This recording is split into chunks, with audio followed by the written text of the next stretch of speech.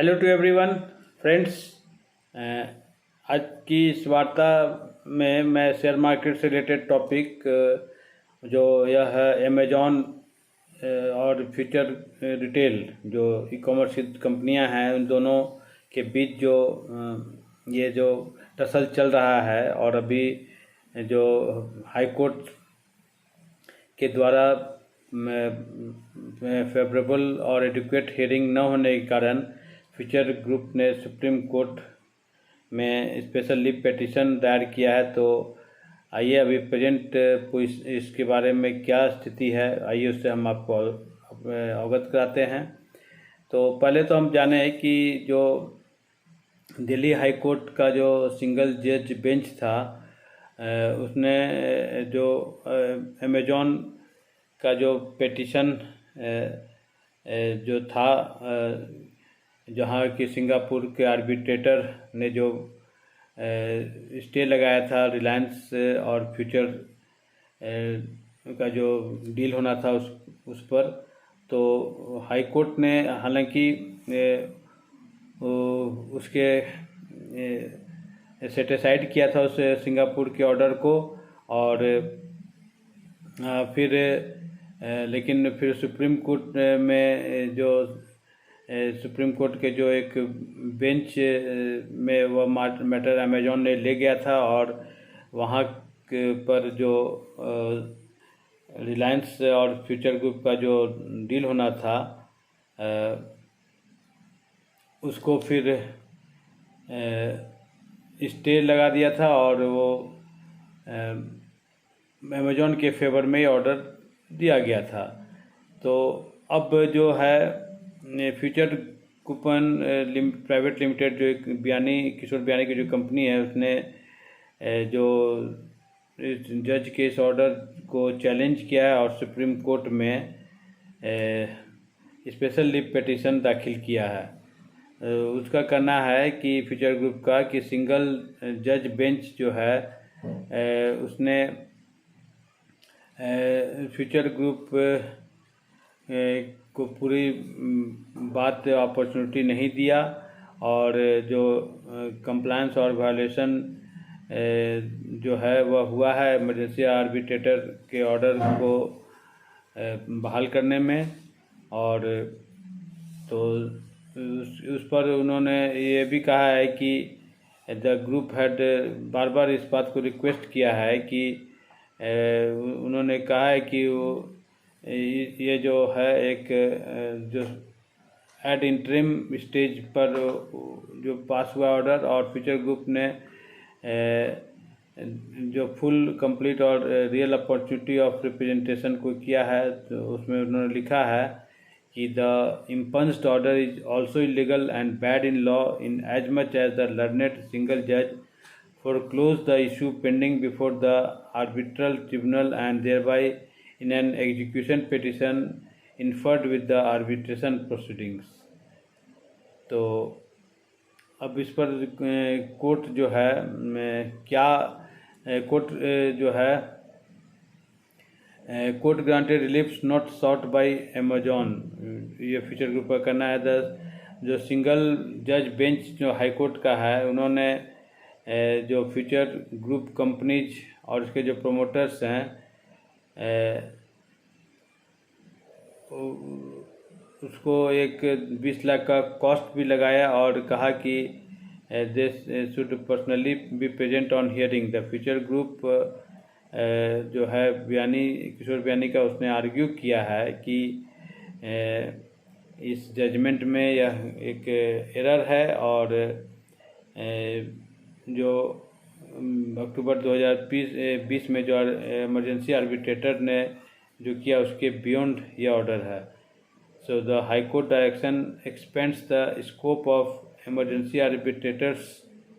Order and goes even beyond that what Amazon had sought in its petition. ये future group का कहना है कि जो अमेजॉन चाहा उसी के आधार पर ये मिला है। So the petitioner submit that without even inquiring into the fact as to whether any breach whatsoever had been committed by the petitioner omnibus and blanket observation have been made by the learned single judge। मैंने इसका अर्थ यह है, फिर को कहना है कि सारे फैक्ट्स को इंक्वायर किए बिना और पेटिशनर्स ने जिस कोई कोई ऐसा उसे कोई ब्रीचेज हुआ है कि नहीं, इसके नहीं होने के बावजूद ये ऑमनीबस में एक तरफा और एक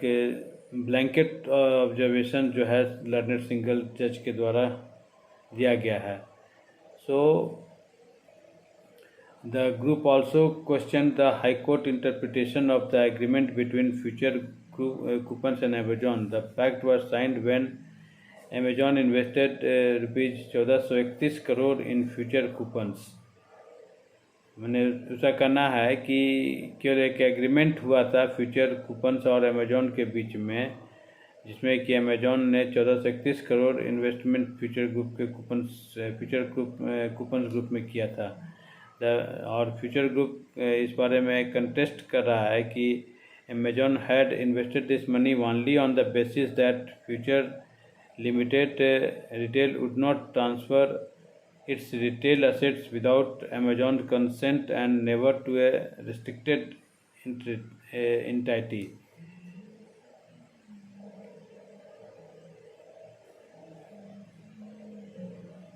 और Amazon का कहना है कि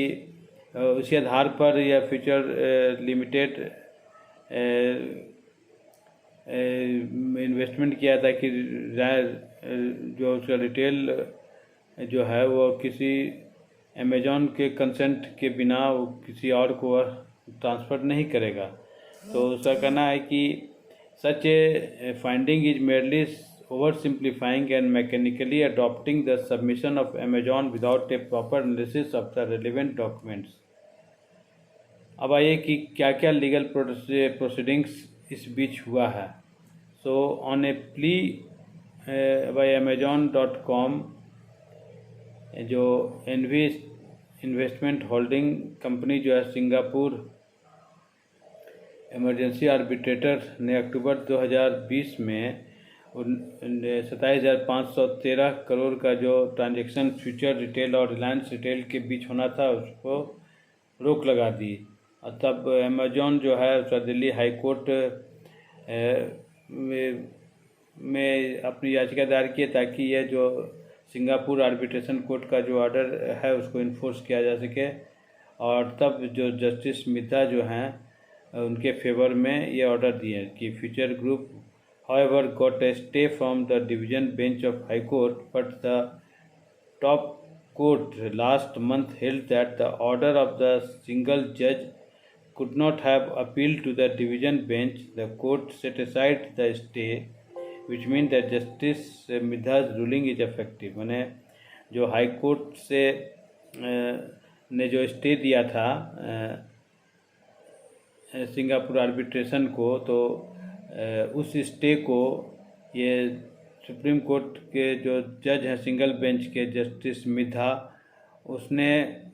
बोला कि the order of the single जज of the high court have not appeal to the division bench, so the court set aside the stay. जो स्टे लगा था उसको सेट असाइड करता है, which mean that justice Midha ruling is effective. So the Delhi high court ने इस compliance justice Midha के order पर future group entities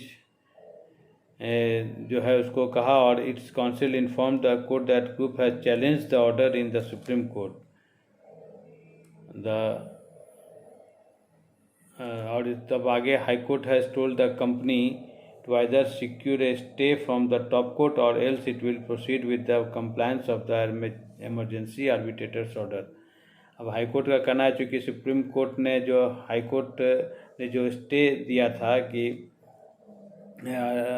Singapore arbitration ने जो स्टे लगा दिया था रिलायंस रिटेल और फ्यूचर रिटेल के ये पर, तो वह जो है वह अप्लीकेबल रहेगा, अगर जब तक कि ये कोई अगर वह सुप्रीम कोर्ट से कोई फेवरेबल ऑर्डर नहीं लाते हैं तो फिर इसका कंप्लायंस होगा। तो अब देखिए फ्यूचर रिटेल जो है इस बारे में सुप्रीम कोर्ट में याचिका दायर किए हैं, उस पर क्या आगे डिसीजन आता है। तो इसी के साथ मैं आज जो यह